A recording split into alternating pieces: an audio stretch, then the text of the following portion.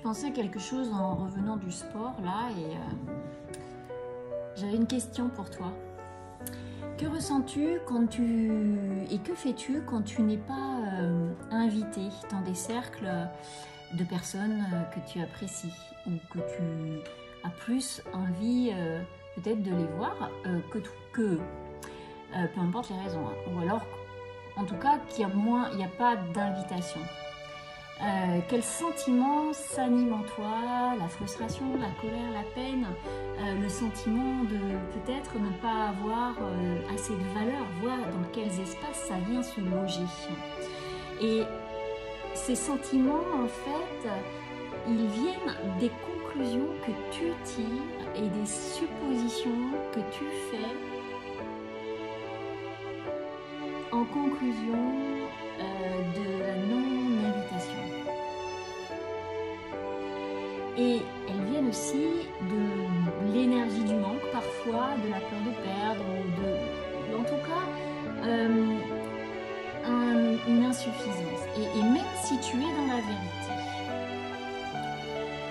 on met de la distance avec toi, ou que tu n'es pas apprécié, peu importe, qui es-tu, toi, pour décider qu'on doit t'accorder telle ou telle place?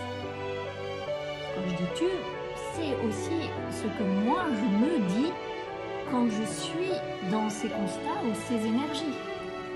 De me dire, bah tiens, c'est dommage, avant ceci, avant cela, et maintenant j'ai l'impression que...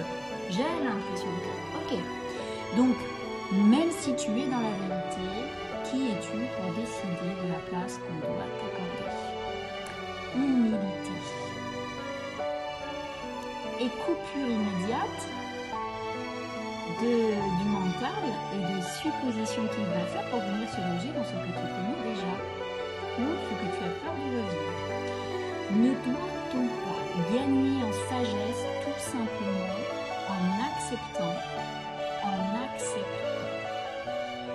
quelle énergie vient me soutenir dans cet instant? Quelle énergie? Quelle réaction? Alors on voit beaucoup sur certains réseaux, si ils n'apprécient pas ta valeur dans ta présence, alors montre-leur la valeur de ton absence. Mais qui dit ça? Pour qui nous prenons-nous pour dire ouais, j'ai tellement de valeur que je vais me mettre un peu en retrait et tu vas voir les gens ne s'intéressent pas à toi, à qui tu es, d'autres vont s'intéresser à toi, à qui tu es, et on n'a pas besoin d'aller forcer ça. Donc, on va se dire quoi? Je vais leur apprendre la valeur de mon absence, on va envoyer un message froid, ou on va essayer de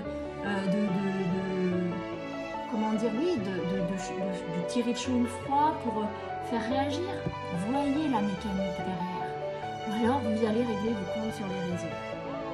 Très tentant de mettre un message et de se dire, la personne concernée va certainement le voir, ça va la faire réagir.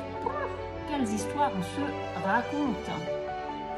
Ça n'a rien d'adulte et de sage. Et en plus, c'est toxique pour vous, pour votre cœur, parce que ça nourrit quelque chose basé sur une supposition du pourquoi ça se passe comme ça. Et tout simplement, c'est humain et émotionnellement compréhensible, mais il faut arrêter tout de suite. Car si tu n'es pas apprécié ou souhaité dans des espaces, c'est ok. Toutes les réactions émotionnelles t'appartiennent et ne font que te crisper et t'absorber de l'estime et de l'énergie. Ton ego en souffre, et après, toi, tu aimes tout le monde, tu as envie tout le temps des mêmes personnes dans ton espace, tu n'as jamais négligé personne. Là, je t'invite à regarder cet espace en toi, tu vois, et surtout, que représente cet intérêt que tu aimerais qu'on te porte? Qu'est-ce que ça représente pour toi? Est-ce une indication de ta valeur, inconsciemment? Mais je te rassure, tu n'as ni plus ni moins de valeur que ce que tu as toi-même négligé, entre guillemets, et je mets bien le négligé entre guillemets, parce qu'il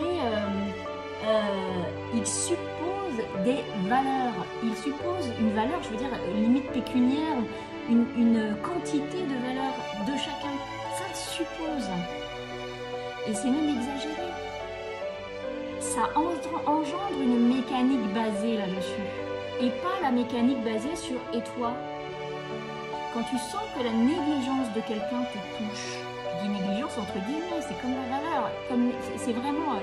Donc quand tu sens que cette négligence te touche, ne sois que dans des invitations soutenues par ton cœur et n'oublie pas que tu es la première personne à devoir te regarder, t'accorder du temps, te nourrir, t'écouter.